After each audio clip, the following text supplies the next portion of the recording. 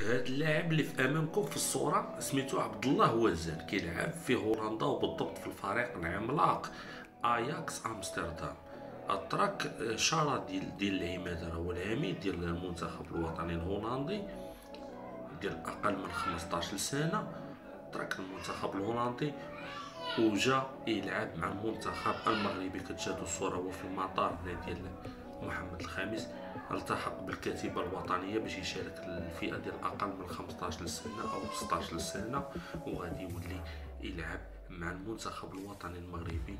كيحس هاد اللاعب رغم السن الصغيره ديالو انه كينتمي للمملكه المغربيه، عنده ثقافه مغربيه، والديه مغاربه، كيحب الوطن ديالو المغرب.